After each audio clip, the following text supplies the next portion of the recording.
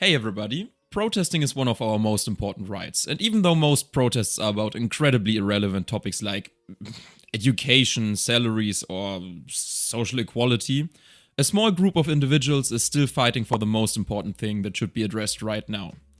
Conspiracy theories. But what kind of conspiracy theories are there, and which of them can you safely spread without your sweaty half-balded friends making fun of you? Well, that's exactly what we are going to find out today, so buckle up, put on your aluminum hat and get ready for the first theory, aka the Flat Earth theory. The name is pretty much self-explanatory. The theory states that the Earth is flat and not a globe, which the government's trying to hide from us. Why?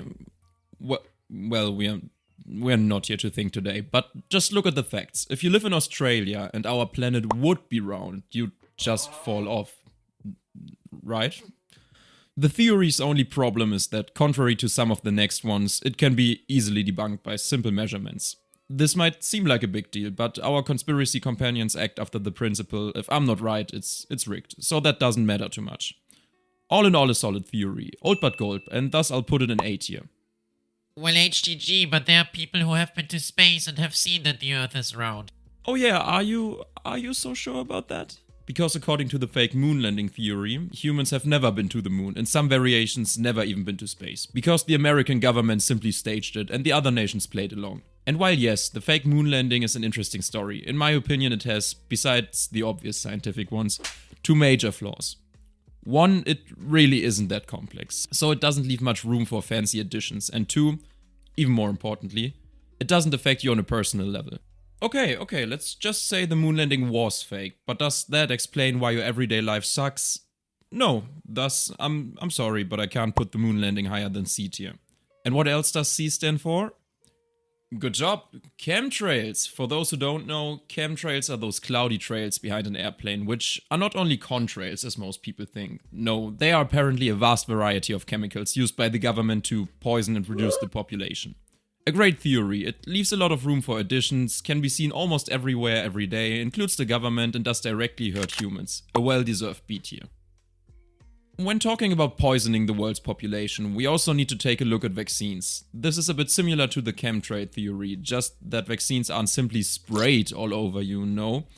They get injected by something that a lot of us already fear. Syringes.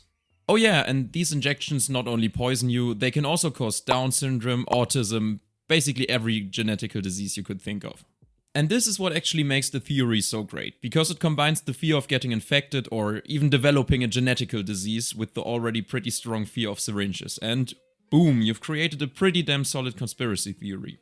I would have even put it in S tier, however, since the whole corona thing has lost so much of its popularity, which used to push the anti-vax campaigns a lot, it's only gonna be A tier today. So, ladies and gentlemen, I guess that would be a great time to announce that today's video is sponsored by absolutely no one, as opposed to 9/11, which was apparently sponsored by, depending on which source you want to believe, either the government, different companies and insurances, or both. That's right, the same situation as you saying your phone got stolen even though you just dropped it into your toilet, or in other words, a gigantic insurance scam / insider job. Especially interesting when you consider that George W. Bush did indeed use 9/11 as a tool for his second election and the invasion of Afghanistan and Iraq, which fuels this even more. Yeah, get it? Fuels because of the US and oil and Iraq and... never mind. Anyways, my problem with this is once again that it doesn't affect you enough on a personal level, so I will put it right next to the moon landing. It's just not big enough, not something that's really worth keeping an eye on. And talking about keeping an eye on something, ever seen this symbol? Yeah, that's right, subscribe. But no, I'm obviously talking about this one. You're currently looking at the Eye of Providence, aka the Illuminati symbol. This eye represents an elite of people, often specific families like the Rothschilds, or specific groups like politicians who secretly strive for world domination. Some random elite trying to gain control over the world is a classic. However, compared to some of the other ones, it's a bit vague and might lead to some internal beef amidst different conspiracy theorists. Precisely, there's always a risk that you might anger one of your colleagues because you both believe in different made-up stories, so I'd rank Illuminati as B tier. However, it can easily be higher if used properly. I don't really have a cool transition for the next one, which actually kind of makes sense, because just like this opening, lizard people or reptilians appear to be plain and boring, just like most humans, but in reality they are shapeshifting to look just like us.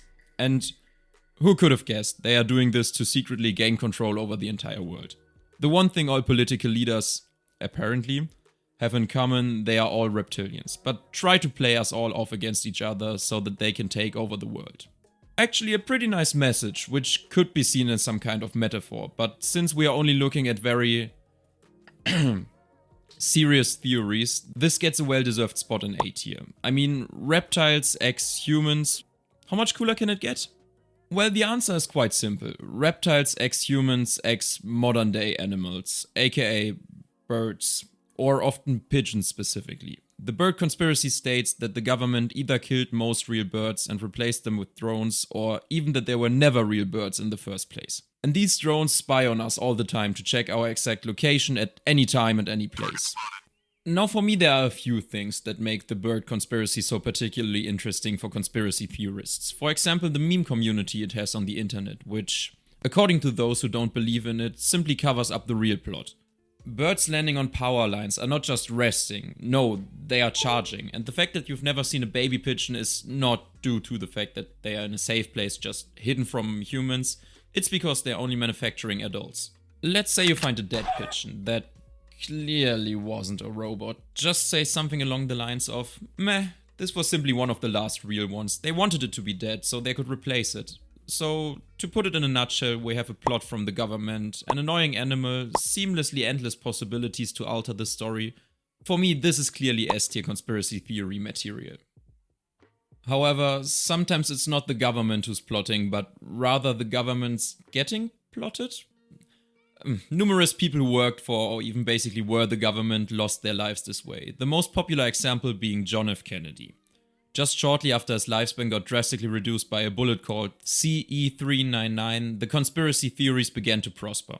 Was it the Mafia, CIA, KGB, Ronald McDonald? The possibilities are sheer endless. We might never know it. Another very interesting theory, but rather unspecific, and once again it doesn't influence you at all. Thus, JFK, representative for all the other ones, gets a place in C tier.